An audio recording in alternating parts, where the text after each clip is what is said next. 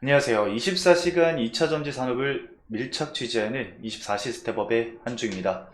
이번 영상에서 분석해드릴 종목은요, 바로 에스코넥 종목입니다. 에스코넥 종목 제가 꾸준히 좀 분석 영상을 올려드리고 있는데, 제가 말씀드렸던 저항대 부근 돌파 못하면서 오늘 조정이 계속해서 나오고 있습니다. 지금 3거래일 연속 하락을 보여주고 있는데, 이게 에스코넥의 문제만은 아니죠. 현재 중동 관련해서 전쟁이 확산이 될 조짐이 보이고 있는 상황이기 때문에 이런 부분을 고려했을 때 조금의 주가 흐름이 장기화되지 않을까라고 생각을 하고 있습니다. 그래서 오늘 일단은 글로벌적인 부분을 먼저 말씀을 드린 후에 차트나 뭐 수급 분석을 진행을 해야 될 것 같습니다. 그래서 일단 기사를 먼저 같이 하나 살펴보면요. 이란의 개입 관련해서 기사가 하나둘 계속해서 나오고 있는 상황입니다. 이란이 만약에 개입을 하게 되면은 당연히 사우디는 가만히 있지 않을 겁니다. 분명히 중동 전체에 이제 전쟁이 확산이 되면서 글로벌 증시 자체에 엄청난 경제 타격을 줄 가능성이 굉장히 높다고 보고 있어요.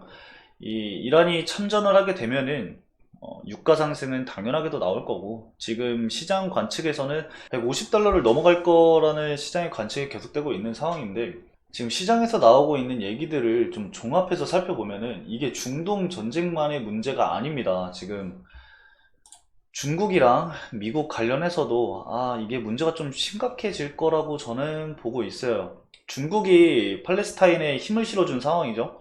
근데 미국은 이스라엘에 힘을 실어주고 있는 상황입니다. 결국에 이렇게 되면은 또 대립의 구도가 중동에서 뿐만 아니라 미국과 중국의 이제 대립으로의 확산이 될 거고, 그렇게 확산이 되면은 결국에 떠오르는 문제는 대만 문제가 또 다시 떠오르게 될 겁니다. 그렇게 되면은 결국 그 사이에서 우리나라가 아주 새우등 터지지 않을까, 지금 이렇게 좀 바라보고 있는 상황인데, 글로벌 증시가 타격을 받게 되면은 당연히 국내 증시도 타격을 받을 수밖에 없습니다. 그렇게 되면은 당연히 국내 종목들 주가들은 엄청나게 하락세를 보일 거고, 지수가 회복을 하는 모습을 보였었는데 현재 상황이 유지가 된다라고 하면은 코스닥은 800을 이탈을 하겠죠. 결국에는 800선을 이탈을 할 것으로 저는 일단 보고 있긴 합니다. 이란이랑 이제 뭐 이런 얘기가 계속해서 나와준다면은 800은 이탈을 할 수밖에 없어요. 하지만 뭐 개선이 된다, 뭐 좀 우려했던 일들이 벌어지지 않는다고 한다면은 지켜줄 가능성이 또 존재하긴 하죠. 하지만 이탈을 하게 되면은 이 구간이 여러분들 그 심리적인 지지 구간 역할을 하기 때문에 해당 구간을 이탈하면은 당연히 매도 물량은 나올 수밖에 없고, 이런 지정학적 리스크를 가지고 있는 우리나라는 외국인 자금이 계속해서 빠질 수밖에 없습니다. 이탈을 할 수밖에 없는 상황이에요. 그러면은 지수는 무너질 수밖에 없겠죠. 지금 오늘도 외국인 매도 물량이 계속해서 이어지고 있는 상황이기 때문에 에스코넥은 에스코넥 문제뿐만 아니라 이런 글로벌적인 부분을 좀 지켜봐야 될 것 같습니다.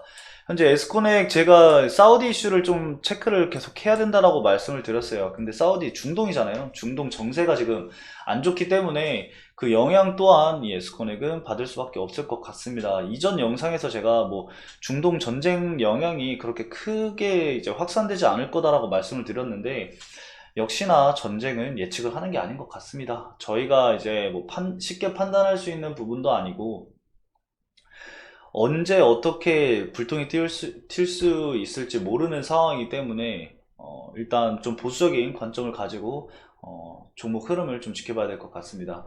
일단 2200원을 돌파를 하지 못했기 때문에 여러분들 하방으로 지금 열려있는 상황이죠. 1차적인 지지 구간은 121선이 될 수도 있고, 지수가 이탈하면서 무너지게 된다라고 하면은 1,500원, 1,400원 구간까지도 주가는 밀릴 가능성이 있습니다, 여러분들. 그래서 이 구간들 이탈하는지 아닌지 그 부분을 일단은 체크를 좀 해야 될 것 같고요. 결과적으로 에스코넥이 사우디의 지금 생산부지 확보를 위해서 이슈가 나와줘야 합니다. 자잔이라는 도시에 이제 생산부지를 확보를 할 건데, 이런 이슈들과 그리고 실질적으로 이 사우디에서 투자를 하는 그 투자 금액이 어느 정도인지를 체크를 해 봐야겠죠. 에스콘의 시총 관련해서 제가 말씀을 드렸어요. 시총 대비 투자금 받는 거에 대해서 명확하게 나와진다라고 한다면 주가 반등은 나와줄 수밖에 없다. 하지만 지금 주가 하락이 나온 이유가 뭐다? 전쟁으로 인한 글로벌 장세의 리스크, 글로벌 리스크와 국내 증시의 리스크, 그런 부분을 좀 감안한다라고 한다면은 주가는 밀릴 수도 있다. 제가 이 부분은 이전부터 이거는 말씀을 드렸죠.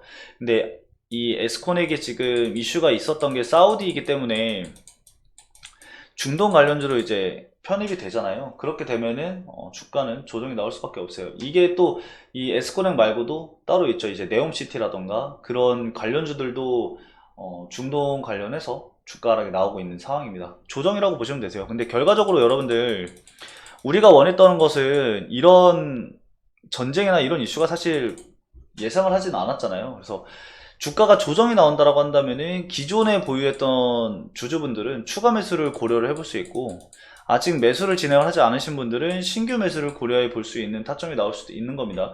그래서 1400원 구간까지 내려온다라고 한다면은 가격적인 메리트가 굉장히 커질 수 있다라고 저는 생각을 합니다. 그래서 이 부분은 여러분들이 좀 체크를 해주셨으면 좋겠고요.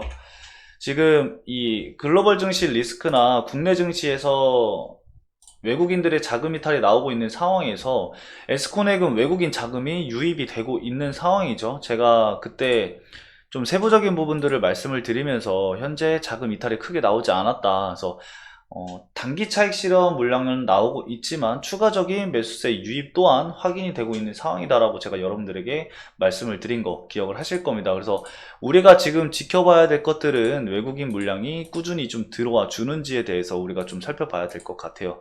일단 뭐 신한투자증권도 110만 주 정도 보유를 하고 있었는데 단기 차익 실현을 진행을 한 상황이죠. 왜 단기 차익 실현을 진행을 했을까요? 바로 전쟁에 대한 리스크 때문에 단기 차익 실현을 진행을 한 거겠죠.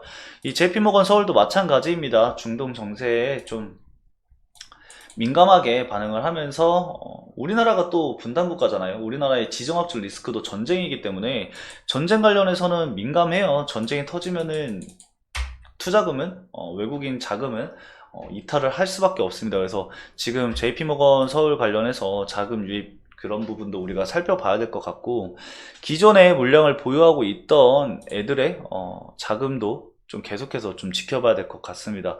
자금 이탈이 계속해서 나온다고 한다면은 주가는 당연히 조정 국면을 맞이할 수밖에 없겠죠. 그런 부분을 같이 살펴보자라는 거예요. 지금 주가 이탈이 나왔을 때 과연 그 물량을